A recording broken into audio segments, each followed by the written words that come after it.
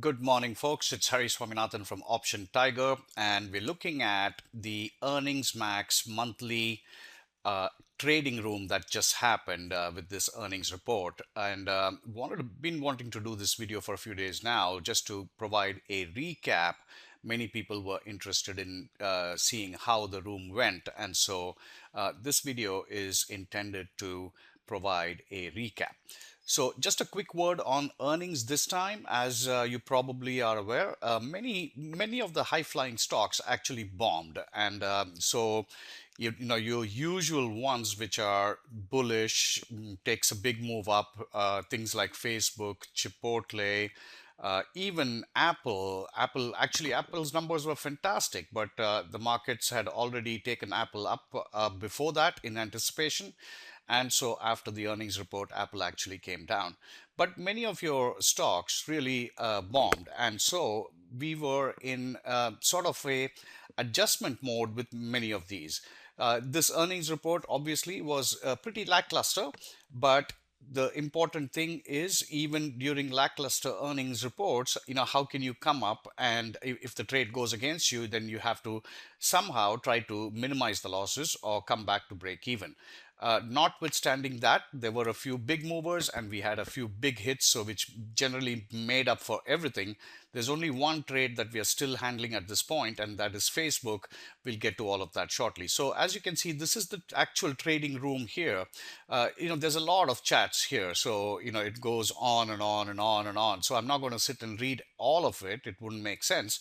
But what I'm going to do is pick out where exactly on that particular stock where the discussions are happening, and so there'll be quite a bit of pausing the video, restarting it, things like that. But that's unfortunately that's how this chat room can be analyzed. So we started out on April 13th. That was the first trade. Our first trade was on Netflix. Netflix generally looked to be bullish before the earnings report came out, and so we had structured a combination of a bull call, bear call, iron condor structure. So it was strategically structured so that we could take advantage of a bullish move. And so we took that position. We started the position out about 2 or 3 days before the actual earnings report itself. So we'll be coming back to Netflix. Let me quickly pause it and see and take you there to the chat, because there's just so much of just plain chatting, discussing, and really all of that doesn't make sense for the video. So I'll go to the exact point. So once again here, we've structured a bull put, bear call, and a bull call for Netflix to give it a bullish bias, and we are waiting. This is on April 14th.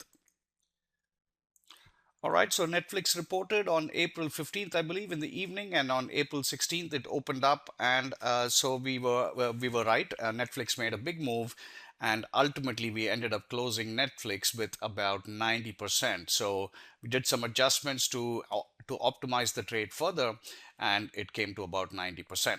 The next trade we got into was American Express, and that was, once again, we tried to take a bullish approach, but American Express was one of those that bombed. And so what we're going to do is just, take a look at what happened. American Express actually was very strange, because we made about 60-70% of the profit even before the earnings report. However, we chose to not take it and go into the earnings report, because obviously if the move had played out, the return would have been much higher. However, that did not work, and so American Express ended up as a break-even trade at the end of the day. However, these things will happen, but it was a break-even. It was not a loss. So that's as far as American Express. I believe the next trade we did was Chipotle. I'll try to find the Chipotle chat. Yeah, here on April 16th, you can see American Express is up almost 70% and even 80%, but we did not close it. So we converted it into a double butterfly and things like that, but it still did not work out. The next trade was actually Facebook. We got into a Facebook straddle 2 or 3 days before the earnings, and it actually made a profit of $500 even before we went into the earnings. So we captured that $500, and then what we did was we waited to get into another trade on Facebook. So the first week was a lot of fun, and we had obviously everybody was thrilled with Netflix, and you can see that people are having a great time. But after that, we had a couple of trades that went bust. So let's go take a look at those. This is now, I believe, we are just about entering into the third week. I'm sorry, third week of April, but second week of earnings. And let's go take a look at what the next trade was. The next trade actually was IBM, and we entered a double calendar. And surprisingly, IBM did not move after the earnings, and so the double calendar actually got into trouble. And we had to adjust the double calendar, and you can see there was some rolling going on here. And we did the adjustment, and we actually ended up with a, I would say, about 20% or a 25% return on IBM. After IBM was Chipotle, one more stock that is usually typically very bullish, and so obviously we try to put in a bullish trade, but as we know, surprise, surprise, it actually bombed on this particular earnings report. So once again, we were reduced to managing Chipotle, and we put in, I believe, an iron condor. Obviously, on the put side, it started getting into trouble, and then we had to adjust our way out of IBM as well as Chipotle. And Chipotle became a break-even trade. I mean, Chipotle was actually, I'm sorry, Chipotle was not an iron condor. We had structured a bullish trade, and that obviously went against us. But I think we ended up about break-even exactly. So let me try to find that, and we'll go from there. Okay, so we knew Chipotle was going to get hammered, and so we bought some puts. This is a standard adjustment, and now we were able to get back to break even. It was only $100, and so overall the position became a little complex. But at the end of the day, we ended up almost at break even, and so we were quite happy with that result because the trade had gone against us, and so we closed it at a break even level. Then, of course, it was Apple's turn, and Apple and Facebook. This was the second week of earnings, and really that's where all the action happened. So, Apple, we started with a bullish outlook, and it actually turned out to be a fantastic trade. We did close to 1900%. So, basically, we had a debit spread for about 10 cents, and even that we had split up the long and the short properly to take advantage of the long before putting on the short. And so the debit spread was 10 cents, and we ended up, so a $100 investment ended up making about $1,900. Apple was just very strong. However, after the earnings, it could have made a lot more, but it turned back surprisingly. Even though Apple's numbers were stellar, the stock ended up turning back, and so we had to actually wait for 2 or 3 days to fully realize all the profits on Apple. Then we got into Facebook and Amazon. Facebook was a long strangle. However, Facebook was one of those stocks that did not make the move, and so we had to get into an adjustment. But we're actually still adjusting this 2 weeks after the earnings itself, but we are very close to break even. So I think by the end of this Friday, we should be closing out Facebook as well. Amazon was an iron condor. It made sense because Amazon is just a stock. You can never say what it's going to do.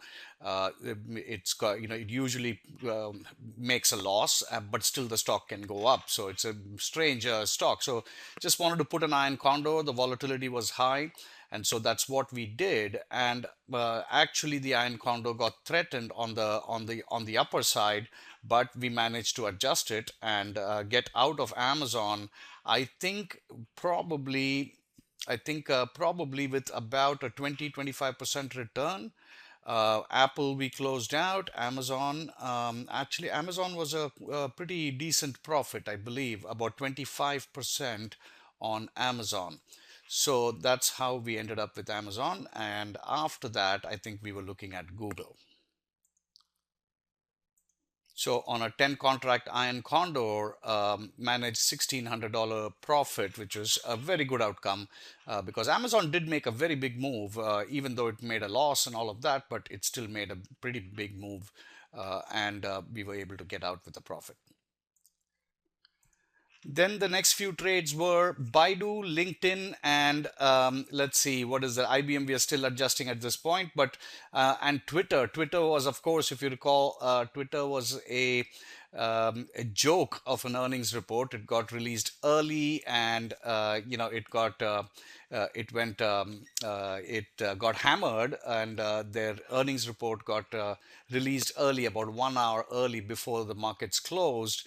And what ended up happening, we had a long call, but because it happened early, we were able to sell a short call and cover most of the cost of the long calls. And then when the markets opened, Twitter was down big. And so we actually, I mean, we are very close to break even on that trade. So here Apple starts moving again. This is a few days after the earnings report. This is when we actually had to close Apple. IBM, once again, even though we were down, we were now clearly up by $1,000, a 25% return on a stock that basically did not live up to our movement, and therefore was a trade really in trouble. Amazon Apple debit spread was up 1,300, but we ended up cashing in much more than 1,300. And Amazon again moving around. And Twitter, like I said, we took advantage of the fact that the earnings report actually ended up coming out early. It got leaked, and so we were able to take advantage of that. Yeah, actually, so we sold a credit spread on Twitter. The leak happened around 3 p.m., 3:15 p.m. Eastern time, and it wasn't supposed to have come out until 4.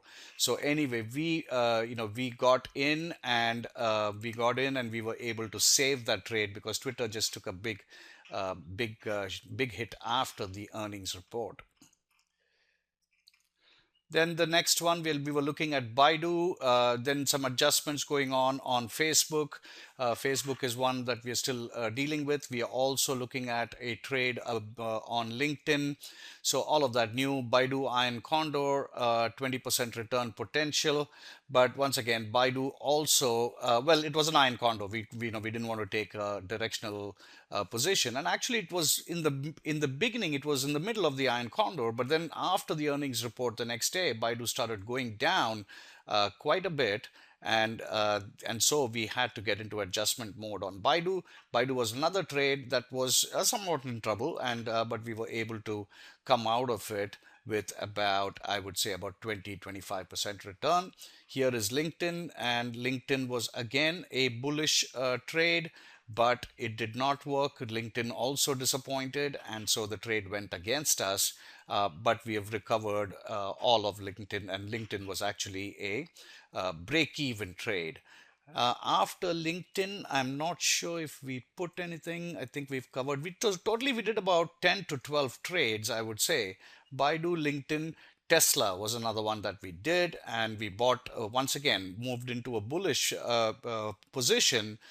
Tesla disappointed, went down, but actually rebounded quite nicely, and so we were able to take advantage of the profits on the put side, and then move in for some profit on the call side as well. So Tesla was also again a here on Baidu, we ended up actually quite a bit on the plus because of the adjustments that we had gone into uh, after the earnings. So Baidu, we closed it for, I would say, about a 25%. And then the final trade was Tesla and Priceline. So Priceline, we put an iron condor. Priceline was great. It fell right in. We booked the iron condor, then we opened a second iron condor. So Priceline, we actually made, I would say, about 30-40% return just simply from iron condors over a period of 2 to 3 days. That was a great trade. So even though the earnings season was very lackluster, we were able to adjust the losers for the most part. I think Facebook might still have a small loss, but that's probably Facebook and a small loss on Twitter. Twitter loss is minimal, actually about 5%. Facebook might be about 10-15%. But other than that, all the other stocks, even though we had the direction was wrong, we were able to get out of it and adjust it. So hopefully this was a good experience. I think everybody in the room enjoyed it. So we will try to do this again next earnings season. Obviously now the earnings season is winding down for the first quarter. We'll try to do this again. Thank you.